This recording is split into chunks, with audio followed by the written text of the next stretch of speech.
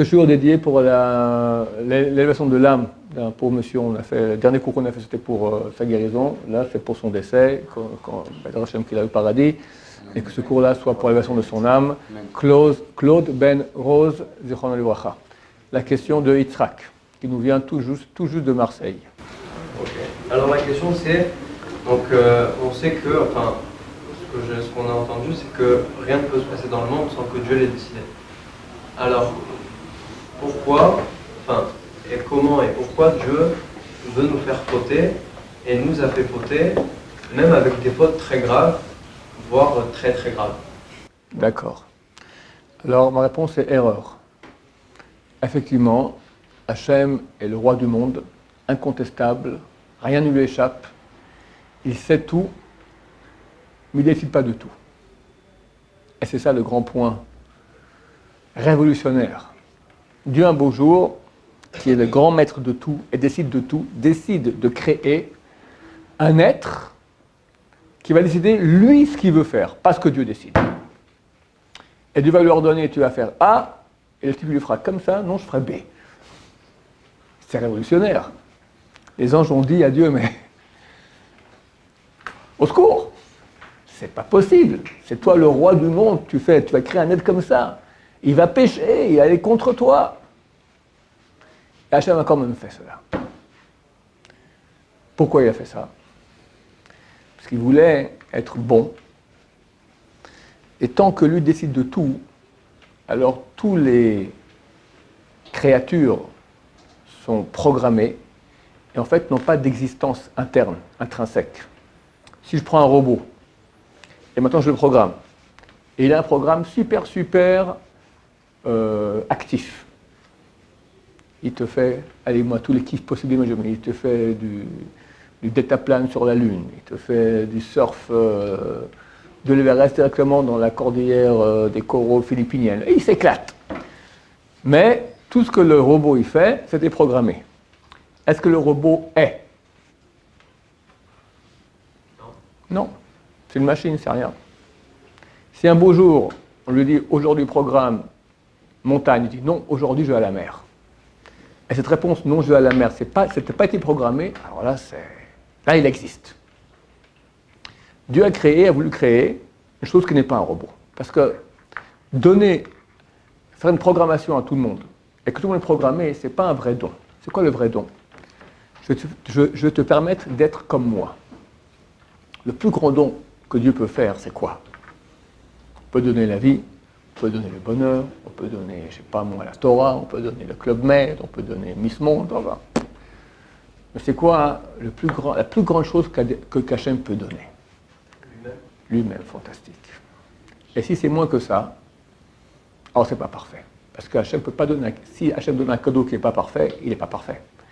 Donc il doit donner le cadeau qui est le plus parfait possible, imaginable, c'est quoi? Lui-même. Alors c'est quoi lui-même? On ne sait pas très bien. Mais il y a une chose qu'on sait, c'est qu'il est. C'est son nom. Haya, Hove, Vie, il était et sera. Il est l'être suprême et c'est de lui que tous les êtres dépendent. Alors, il a créé aussi un être. Mais comme lui, un être qui décide. Parce que dans tout le monde, personne ne décide. Les pierres ne décident pas, minérales, végétales ne décident pas, même les animaux ne décident pas. Les animaux, ils ont une programmation.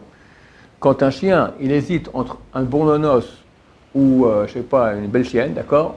Je ne sais pas, le nonos, la chienne, le nonos, la chienne, à la fin, il décide, d'accord? Ce n'est pas lui qui décide, c'est sa nature. Ce qui va faire presser le plus, c'est là-bas qui va aller. Qui a fixé que ça allait presser plus ça ou ça? C'est Dieu. Donc, il décide de rien. Les anges ne peuvent pas non plus décider. Reste l'être humain. Et Dieu crée un être humain capable de choisir entre la volonté de Dieu et le contraire. Et Dieu lui met un penchant très fort de faire le contraire. Il lui dit, c'est très bon, tu ne toucheras pas. D'accord? Il dit, moi je suis meilleur. Mais il y a beaucoup d'écrans pour sentir que c'est meilleur. Tu vois, on te dit bien, voilà, tu as une Gemara, Bava Batra et Miss Monde. Il faut être sacrément de degré pour choisir Bava Batra, tu comprends? Il y a un apprentissage, un développement de notre Neshama, de la partie divine qui est en nous. Mais la partie enfant, d'accord, un enfant, il est que Yetzer Hara, lui, ce qui est bon, il veut, d'accord. Le bon d'Hachem, il est beaucoup plus fort, beaucoup plus grand, mais il faut devenir adulte au niveau spirituel, ça prend du temps. Donc l'homme va décider. Donc c'est faux de dire que Dieu décide de tout. Il y a une partie que l'homme décide. Qu'est-ce qu'il décide? Il décide uniquement les choses qui ont rapport entre la parole de Dieu et mon penchant qui est le contraire. Exemple, je vais maintenant au restaurant et je reçois la carte. Et j'ai le choix entre, on va dire, allez, je vais prendre un Coca ou Sinalco, ça existe encore sur le marché? C'est de ma jeunesse, on ne l'aurait pas connu. Ou une limonade, d'accord? C'est le pas que je parlais. Alors, d'accord, entre, on va dire, jus d'orange et jus de pomme, voilà. Et on regarde, les deux c'est le même prix. Jus d'orange, jus de pomme, jus d'orange, jus de pomme. Il choisit jus d'orange. Qui a choisi? Pourquoi il a choisi jus d'orange plutôt que jus de pomme? Parce qu'il avait envie. Son envie vient d'où? Sa nature. Sa nature vient d'où? De Dieu. Donc il n'a rien choisi. Les gens, tous les kiffs qu'ils font, d'accord, ils choisissent ça, les vacances, où on va, machin, tout ça, ils choisissent rien. C'est la nature, c'est l'animal qui décide. D'accord? Il décide de rien, comme on a expliqué. Maintenant, lui, il va au restaurant et il voit il voit deux restaurants. Un peu comme ça, crado, cachère, et un super bien, pas cachère, même prix. Tu as l'hamburger.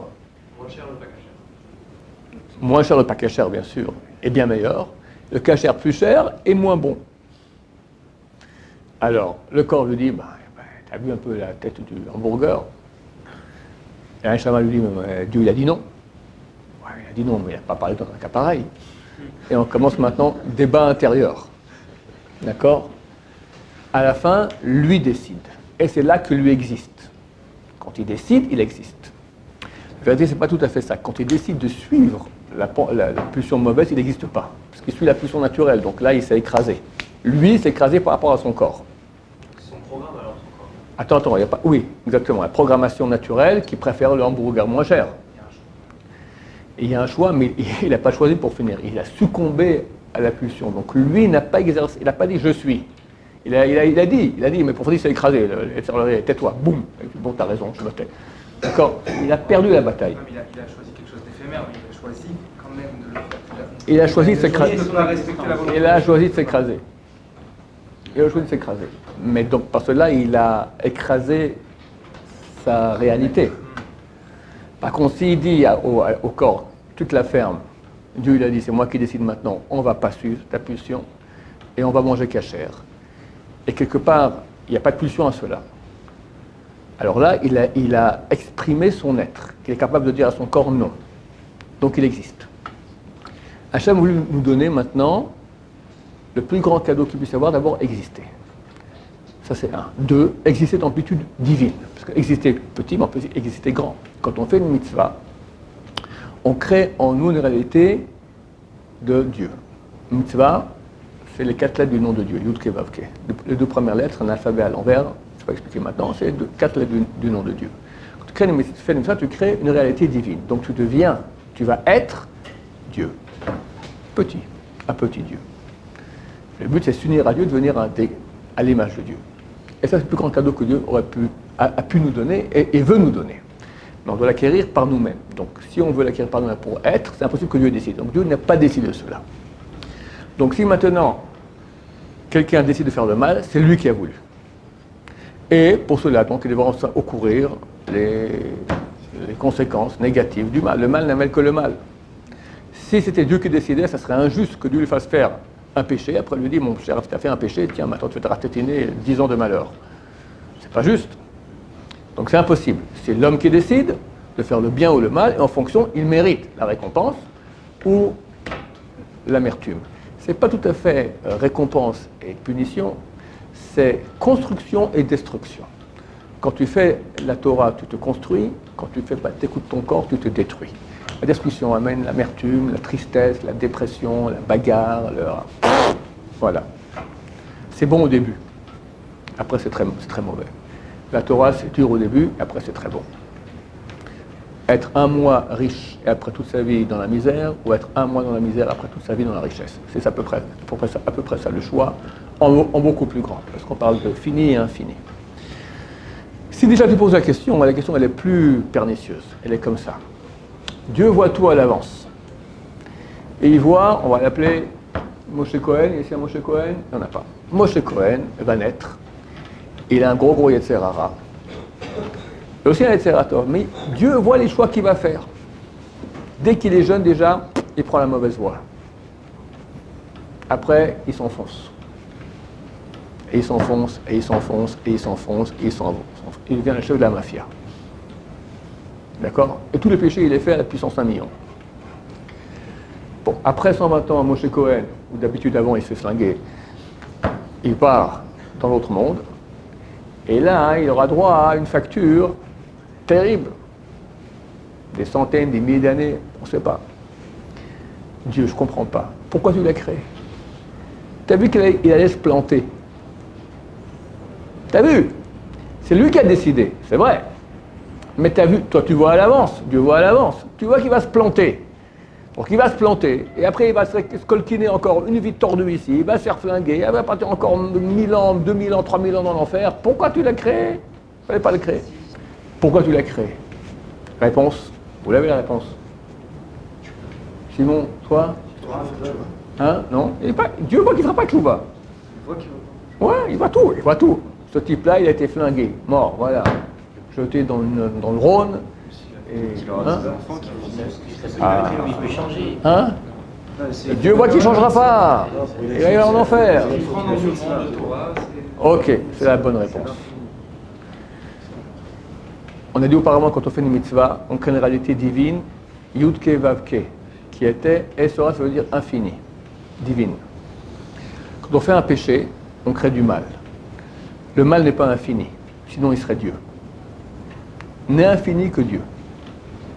Le mal, il est fini. Aussi grand qu'il soit, il est fini.